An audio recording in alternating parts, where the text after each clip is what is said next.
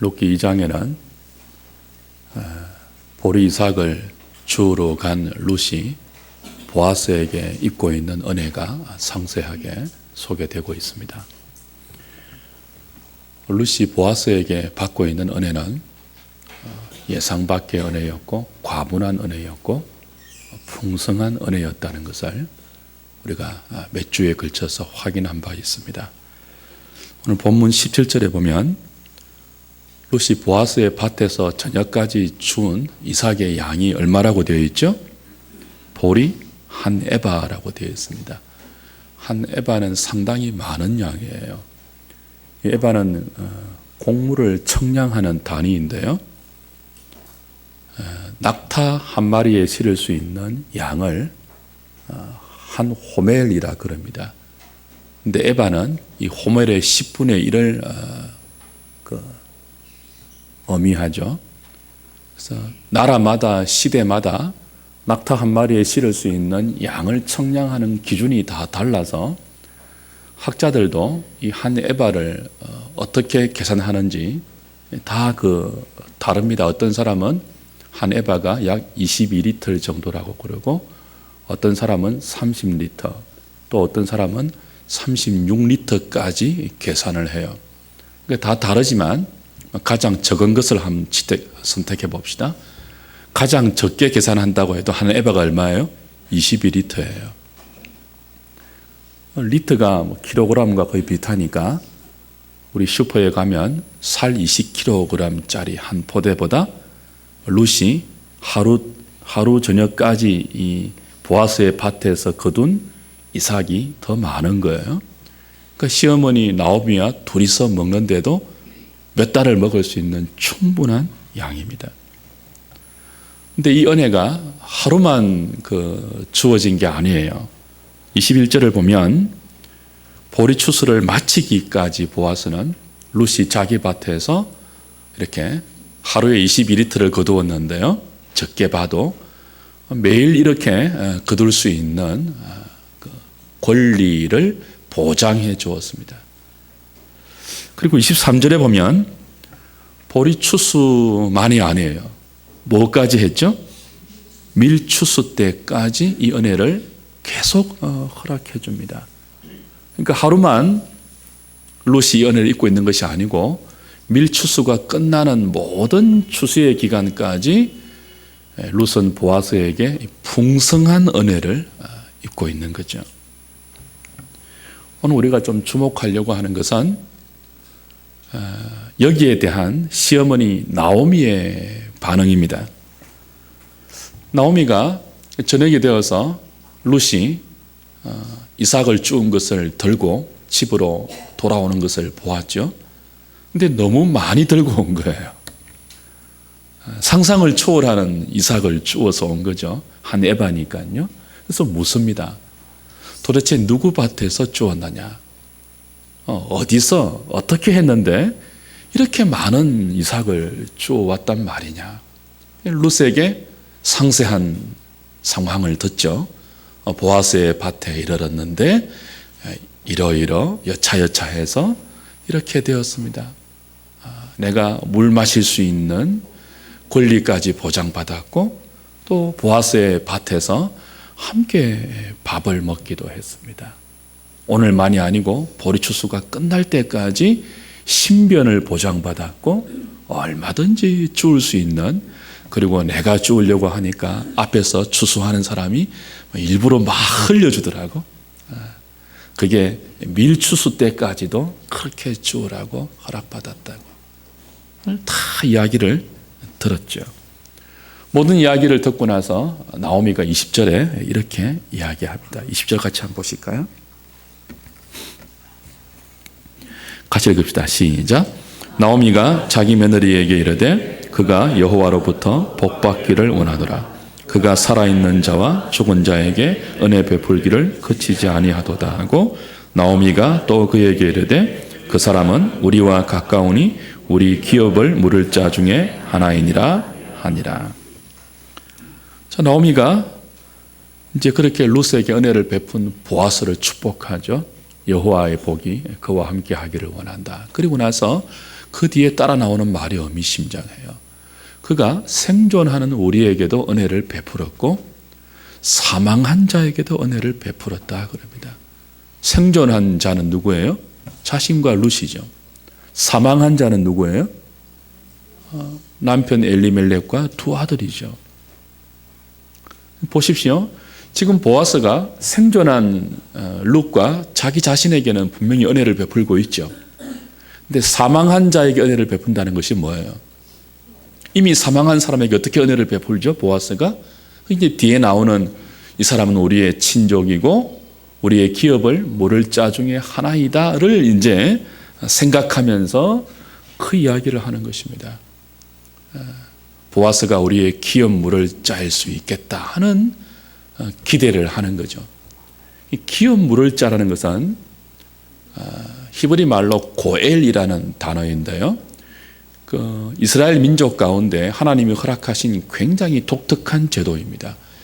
이 고엘 제도가 세 가지에서 한 5가지 정도 있는데 첫 번째는 복수하는 고엘이 있습니다. 복수하는 고엘. 그러니까 내 친족 중에서 어떤 사람이 살해를 당했어요. 근데 이걸 밝혀줄 가족이 아무도 없고 친척만 남아있을 때 친척 중에 가까운 친척 중에 누군가가 이렇게 살해당해 죽은 그 사람을 밝혀서 원수를 갚을 수 있는 피해 보수자가 될 수 있습니다. 이게 피해 보수자라고 할 때 그 보수자라는 단어가 고엘이라는 단어이고 이걸 우리나라 말은 기업 물을 자로 번역해 놓았죠. 여러분 하나님께서 이스라엘 백성들 가운데 도피성 제도 주신 거 기억나십니까? 도피성 제도가 어떤 제도예요? 부지 중에 살인한 자가 피해 보수자로부터 도망칠 수 있는 성이에요. 그러니까 여기 피해 보수자가 나오죠. 그 피해 보수자가 뭐라고요? 고엘이에요. 고엘. 복수하는 고엘이죠. 근데 이 고엘은요, 복수하는 고엘만 있는 것이 아니고 친척 중에서 파산하여 자기 밭을, 자기 토지를 팔았을 때 이 판 토지를 다시 되돌려 자기 돈으로 사서 되돌려주는 그런 고엘도 있습니다. 뿐만 아니고 가까운 친척이 그렇죠? 빚을 많이 져서 노예로 팔려갔을 때 친척 중에 누군가가 대신 그 노예 값을 지불하고 그를 다시 자유인으로 돌릴 수 있는 제도가 바로 이 고엘 제도입니다. 그러니까 피해 보수만이 아니고 가족이 없는 혼자 남은 친척이 집도 다 저당 잡히고 땅도 다 빼앗기고 노예까지 되는 그런 비참한 상황에서 그 사람을 보호해 줄 수 있는, 그 사람에게 새로운 삶의 희망을 줄 수 있는 하나님께서 마련하신 또 다른 보장 제도가 이 고엘 제도입니다. 그 중에 하나가 과부로 죽었을 때 친척 중에 어떤 사람이 다 죽고 그 사람의 아내가 과부로 혼자 남았을 때 이제 그 가문에는 대가 끊기는 것 아닙니까? 그래서 가까운 친척 중에서 과부로 남은 그 여자에게 계대 결혼을 해서 후사를 이어주는 그런 과부의 고엘도 있었습니다. 그러니까 나오미가 룻에게 오늘 내가 보아스의 밭에 가서 이런 은혜를 입었습니다. 정말 예상 밖의 은혜를 입었습니다. 과분한 은혜를 입었습니다. 풍성한 은혜를 입었습니다. 라는 말을 들었을 때 어떤 생각을 했다고요? 이건 우연이 아니야. 하나님께서 분명히 생존한 나와 룻에게 은혜를 베풀고 있는데 생존한 나만이 아니고 이미 죽은 나의 남편 엘리멜렉과 내 두 자식에게도 은혜를 베풀고 있는 것이구나라고 감을 잡았다는 거예요. 생각을 했다는 거예요. 그게 뭐라고요? 혹시나 하나님께서 이 보아스를 우리의 기업 물을 자로 지금 세워서 이 일을 진행하고 있는 것 아닌가라는 기대를 한 거예요. 굉장히 중요한 나오미의 반응이죠. 사랑하는 여러분, 그래서 나오미는 22절 보면 룻에게 단속을 시켜요. 룻의 행실을 단속하죠. 22절 보십시오. 나오미가 며느리 룻에게 이르되 내 딸아 너는 그의 소녀들과 함께 나가고 그다음 뭐라고 합니까? 다른 밭에서 사람을 만나지 아니하는 것이 좋으니라. 다른 밭에 가서 다른 사람 만나지 말라는 거예요. 젊은 과부니까 다른 남자의 눈에 띌 수 있으니까. 비록 보아스가 나이 많은 사람이라 할지라도 지금 우리에게 생존해 있는 우리에게 은혜를 베풀고 있고 또 하나님께서 이 보아스를 통해서 우리가 잃어버린 기업을 다시 찾게 해줄 수 있을지 모르니까 다른 밭에 가지 말고 다른 남자 만나지 말고 몸을 조심해라. 조심을 시키고 있죠. 지금도 하나님은 보아스를 통해서 룻과 나오미에게 은혜를 베푸신 것처럼 오늘도 하나님은 여러분들에게 또 우리에게 예상 밖의 은혜를 베풀고 계십니다. 가분한 은혜를 베풀고 계세요. 풍성하게 베풀고 계세요. 여러분 모두에게 우리가 하나님의 백성이라면 하나님은 언제나 그리고 항상 어디서든지 예상 밖의 은혜를 주고 계십니다. 과분한 은총을 베풀고 계십니다. 풍성한 은혜를 베풀고 계십니다. 우리의 기업 물을 자이고 우리의 친척 되시고 우리의 고엘 되시는 예수 그리스도를 통해서 하나님의 은혜는 끊어지지 아니하고 그의 백성들에게 계속 이어지고 있습니다. 그래서 우리는 은혜의 보좌 앞에 담대히 나갈 수가 있죠. 문제가 무엇입니까? 하나님의 은혜가 우리에게 항상 부어지고 있다고요. 이거 여러분 믿으셔야 됩니다. 또 풍성하게 부어지고 있는데 지난번에 말씀드린 것처럼 그 은혜가 다이렉트로 직접 우리가 늘 알아차릴 수 있고 감지할 수 있는 그런 직접적인 방식보다는 어떻게 내린다고 했죠? 사람을 통하여서 환경을 통하여서 마치 뭐처럼요? 숨은 그림 찾기 하듯이 그렇게 간접적인 방식으로 숨겨진 방식으로 하나님의 풍성한 은혜가 그리스도를 통해서 우리의 고엘 되시는 그리스도를 통해서 오늘도 우리에게 주어지고 있기 때문에 문제는 우리가 그것을 잘 캐치를 못한다는 거예요. 하나님의 은혜는 끊어지지 않습니다. 하나님의 은혜는 우리의 상태에 따라서 왔다 갔다 하는 게 아니에요. 그리스도를 통한 하나님의 풍성한 은혜는 그의 백성들에게 늘 베풀어지고 있습니다. 항상 흘러오고 있습니다. 근데 문제는 그것이 숨겨진 방식으로 우리에게 주어지고 있기 때문에 우리가 종종 그것을 캐치하지 못하고 그 은혜를 은혜로 인식하지 못하는 현실적인 문제가 있죠. 주 안에 사랑하는 여러분, 성도가 하나님에 대한 감각이 없이 살아가는 것은 큰 불행입니다. 하나님의 은혜가 늘 부어지고 있는데 그걸 느끼지 못하고 인식하지 못하고 그걸 감각하지 못하는 것이야말로 우리에게 있는 가장 큰 불행이에요. 나중에 천국에 가면 얼굴과 얼굴을 맞대고 우리는 주님을 볼 것입니다. 하나님을 직관할 것입니다. 거기서는 하나님에 대해서 좀 이렇게 예민할 필요가 없죠. 바로 보니까요. 바로 경배하니까요. 하나님을 바로 알아보니까요. 근데 지금 이 땅에 사는 동안에는 얼굴과 얼굴을 맞대고 우리는 주님을 볼 수 없습니다. 하나님께서 우리에게 풍성한 은혜를 날마다 베풀고 계시는데 그것이 숨겨진 손길과 숨겨진 섭리의 방식으로 우리에게 베풀어지고 있기 때문에 이 땅에 사는 동안에 우리는 그 하나님의 은혜에 대해서 민감해야 됩니다. 하나님에 대한 감각을 늘 유지하고 있어야 돼요. 그렇지 않으면 하나님의 은혜가 풍성하게 부어지고 있음에도 불구하고 그 은혜를 놓치게 되고 그 은혜를 은혜로 인식하지 못하게 되어서 하나님에 대한 이 감격과 감사와 그걸 확인하는 기쁨이 우리에게서 많이 약화되고 사라지게 되는 것입니다. 저는 오늘 이 설교를 준비하면서 그런 소원을 품고 기도했습니다. 저와 여러분들이 남아있는 생애 동안에 다른 것 말고 하나님에 대해서 좀 더 민감해지면 좋겠다. 그런 마음 말이죠. 우리가 세상 돌아가는 일에는 얼마나 민감합니까? 연말이 되면 미국에서 금리를 올린다고 추정하고 있죠. 미국 금리가 올라가면 은행권의 그 이자율도 다 올라가서 지금 굉장히 민감한 상태에 있습니다. 가계 대출을 받거나 또 빚이 많은 경우에 있어서 이자가 올라가면 얼마나 이게 부담이 됩니까? 민감할 수밖에 없죠.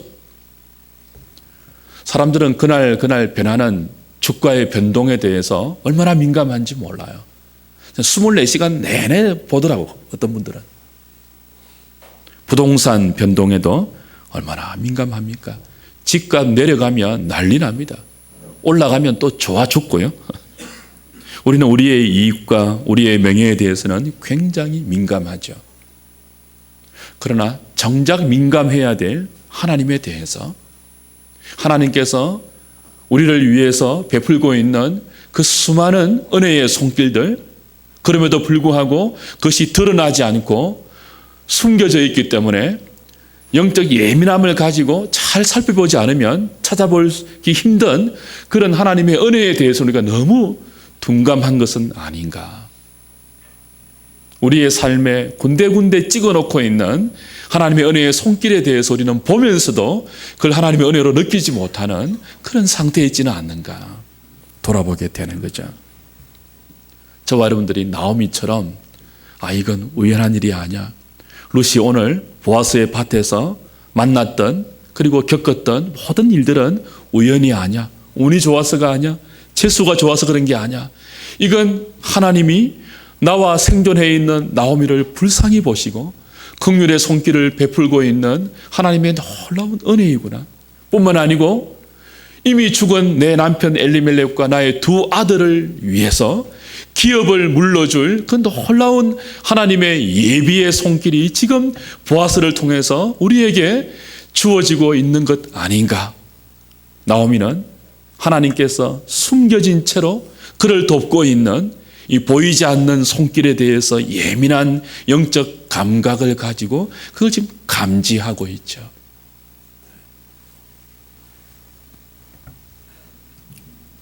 저와 여러분들도 매 순간 하루하루 우리의 걸음걸음 하나님께서 저와 여러분들을 위해서 예비해 놓은 그리고 베풀고 있는 그리고 베풀어 주실 많은 은혜에 대해서 이렇게 그때그때 인식할 수 있고 감지할 수 있고 그래서 기대할 수 있고 그래서 조심할 수 있으며 그래서 감사할 수 있는 영적으로 민감한 그리스도인들로 살아갈 수 있기를 주님의 이름으로 부탁드립니다. 그렇게 하려면 어떻게 해야 할까요? 어떻게 하면 하나님에 대해서 민감할 수 있을까요? 눈치가 빠르면 될까요? 은사를 받으면 될까요? 저와 여러분들이 하나님에 대해서 민감해지려면요, 이건 눈치의 문제가 아니에요. 은사의 문제도 아니에요. 이것은 딱 하나밖에 없습니다. 우리가 하나님에 대해서 민감해질 수 있는 방법은 평소에 하나님과 친하게 지내야 합니다. 이번 주간에 누구하고 만나서 이야기할 기회가 있었는데 참 오랜만에 만나는 분이었습니다. 평소에 이렇게 친분이 별로 없는 분이에요. 근데 대화를 하는데 대화가 이어지지를 않아요. 얼마나 선문답하듯이 막 이렇게 고차원적인 말을 하는지 저 말이 무슨 뜻일까 해석하는데 너무 힘들었습니다. 근데 이게 자주 만나고 친한 사이 같으면 원래 저 사람의 스타일은 저런 거야. 저렇게 말하는 때는 저런 어중을 담아서 말하는 거야. 친하면은 충분히 그 말의 뜻을 이해할 수 있겠죠. 친하지 않으니까 그 말을 이해할 수가 없더라고요. 여러분, 우리가 하나님의 보이지 않는 은총의 손길, 우리를 위해서 베풀고 계시며 우리를 위해서 부지런히 일하고 있는 그 하나님의 놀라운 손길들을 발견하고 인식하기 위해서는요, 평소에 하나님이 어떻게 일하시는지 그분과 친하지 않고는 하나님이 일하는 방식을 이해를 못해요. 또 하나는 무엇입니까? 하나님을 사랑해야 합니다. 사랑하는 사람과 같이 있으면 그가 하는 행동의 의미를 굳이 설명하지 않아도 우리 알 수 있죠. 그가 하는 말의 본 뜻을 우리는 사랑하는 사람은 알 수 있습니다. 하나님께서 저와 여러분들에게 지금도 베풀고 계시며 앞으로도 풍성하게 부어주실 그 하나님의 놀라운 은혜의 손길이 숨겨져 있기 때문에 하나님에 대해서 민감하면서 그 손길을 볼 수 있는 영적 예민한 감각을 키워야 하는데, 그 감각을 키우는 것은 어느 날 은사를 받아서 생기는 게 아니에요. 이건 하루하루 하나님과 여러분이 친해지는 삶을 통해서 여러분 스스로 쌓아야 할 여러분의 내공이 되어야 하고 여러분의 실력이 되어야 합니다. 매일매일 하나님 말씀 붙들고 기도하면서 오늘 누구를 만나고 내가 살아가는 삶의 현장에서 내가 어떻게 하는 것이 하나님을 기쁘시게 하는 것일까? 하나님의 뜻이 과연 무엇일까? 우리가 묵상한 말씀을 가지고 기도하고 고민하고 생각하면서 하나님 앞에서 우리의 삶을 매일매일 살아내는 그 과정들, 그 고민의 시간들, 그 생각의 시간들, 그것이 쌓여서 우리는 하나님에 대한 예민한 영적 감각으로 갖게 되는 거예요. 그걸 하지 않고 어느 날 여러분들이 어떤 신령한 사람에게 안수기도 받아서 혹은 어떤 은사를 막 받아서 그 감각이 갑자기 생기는 게 아니죠. 매일매일 은혜의 방편인 하나님의 말씀과 기도로 여러분이 하나님에 대해서 친하게 지내시고 하나님을 사랑하려고 애쓰시고 몸부림치는 그 깊이만큼 여러분이 하나님을 깨달아 아는 하나님의 일하심과 은혜 베푸심에 대한 방식을 캐치하는 예민한 영적 감각이 여러분의 마음과 여러분의 인격 가운데, 여러분의 영혼 속에 그것이 여러분의 실력으로, 여러분의 내공으로 쌓이게 되는 것입니다. 그걸 해야 됩니다. 남아있는 생애 동안에 여러분 교회를 통해서 또 같은 믿음의 형제들과 또 여러분 스스로 이 하나님에 대해서 예민한 영적 감각을 키우는 일에 게으르지 않는, 말씀 붙들고 하나님의 뜻이 무엇인지를 매일매일 물어보면서 기도하면서 고민하는 삶을 여러분의 오늘로 살아낼 수 있기를 부탁드립니다. 그거 안 하면 은혜를 베푸셔도 은혜인지 몰라요. 그거 안 하면 하나님에 대해서 둔감해지죠. 그거 안 하면 세상에 대해서는 너무 민감하게 반응하면서도 하나님에 대해서 우리가 마땅히 들어야 할 놀라운 감격과 노래와 기쁨을 다 빼앗겨버리고 그저 매일매일 무엇을 먹을까, 무엇을 입을까 염려하면서 하나님에 대해서는 전혀 반응하지 못하는 그런 무감각한 그리스도인으로 살아갈 수 있기 때문에 오늘 이 나오미의 예민한 영적 감각으로 이 사람이 우리의 가까운 친족이고 우리의 키운 물을 자 중에 하나이며 이 사람이 생존한 우리와 사망한 자에게도 은혜 베풀기를 그치지 아니한다. 너는 조심해서 다른 밭에 가지 말고 그 소녀들과 함께 더불어 그 밭에서 기업 물을 자를 맞이할 준비를 하고 있으라. 하나님의 보이지 않는 손길을 느끼면서 그 손길에 대한 믿음의 기대를 가지고 자기의 미래를 계획하고 있는 나오미처럼 오늘 저와 여러분들도 남아있는 우리의 생애 동안에 그렇게 하나님에 대해서 예민한 믿음의 감각을 가지고 매일매일 감사하면서 하나님이 베푸시는 손길에 반응하면서 살아가는 우리 하늘의 식구들 다 될 수 있기를 우리 주님의 이름으로 부탁드립니다.